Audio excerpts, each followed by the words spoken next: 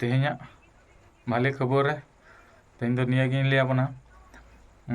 बड़ाई गया बन जा मालती दीदी सान बांग्ला टीवी चैनल ते दुकान ताबने अदो ओनारे वीडियो की तीस कते हिजुआ अदो ओनागे नियति दीदी फोन लाए नियति दीदी जतो बन बड़ाया जा नियति हासदा ऑफिशियल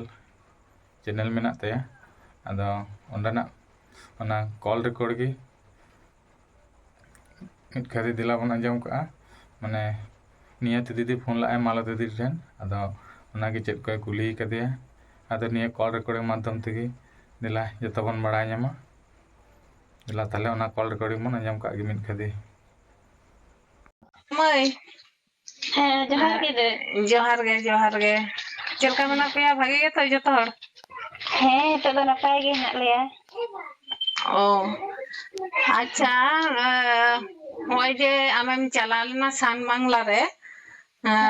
तीसम चला लेना ओना दो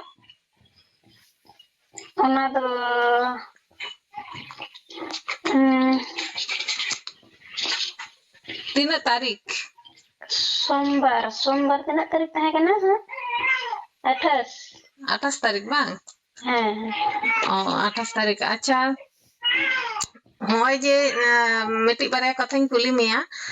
होय जे सोशल मीडिया तालाते बाडाई किदा बन जे सान बांग्ला रेम चला लेना आले सोशल मीडिया रे नेल केन मिया तो ओने सान बांग्ला पाहटा खना सारहा केद मिया को तो ओना तो चेलकाम बुझ किदा आरकी ओने जखन को सारहा केद मिया बेस गिन बुझ किदा माने रसकम बुझ किदा तो जे होनोंका मेटांग सारहा नाम किदा जहां दो फेसबुक रे आमा सान बांग्ला रे जहां को सारहा का में झांक झांक रकाब कान तमा छवि आम तो बेसम बुझ किदा ओनागे कुली में आरकी दीदी नपाय गिन बुझ किदा अच्छा आर ओका को पे चला लेना छतो हर जतो हर दो बाले सेन कना नोडे स्कूल दो बाले बंदो कदा ओ ताहले आमी हस्बैंड जहां बांका बाबू तो बाय चलाव कना उनी हो चला लेन गया और जहां गोड़ोया उनी और ओने नेले तो बाबा छवि लेका उनी तो काका कना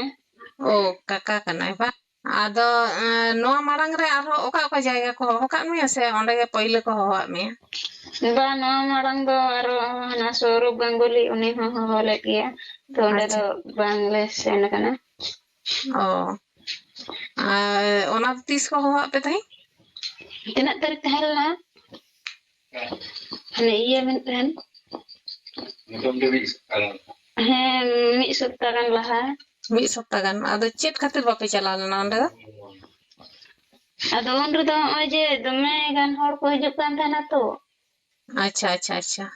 ओना जहां सौरभ गांगुली होवा पे तई ओना तो दादागिरी रे ओ अच्छा इनी मेंदा पाचे दीदी नंबर वाला बांग अच्छा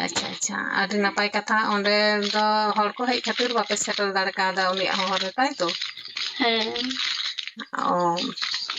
अच्छा बाडाय ना आम जे सान बांग्ला रम चला ना ओने चित को एमा मिया सान बांग्ला खन ओंडे दो पुरस्कार को लेना नवा 5 सितंबर शिक्षक दिवस हिला को अड़ागा हाँ तो ओना लकाते शिक्षक दिवस रना पुरस्कार को एमा लिया तो कॉल रिकॉर्डिंग पे अंजम के तबना आदो नियति दीदी बांका तो ताहे कुली कदिया आदो निया फुल वीडियो नेल लगी ते दो नियति हासदा ऑफिशियल चैनल सेन कते नेल तावन पे आदो निया वीडियो तो निन दबिज की मा तले मुचे रे सनम को जहर गी।